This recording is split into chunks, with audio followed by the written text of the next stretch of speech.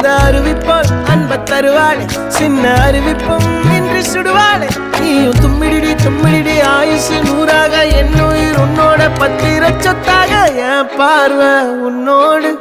உன் பொம்மை கண்ணோடு பேசாமல் விண்ணோடு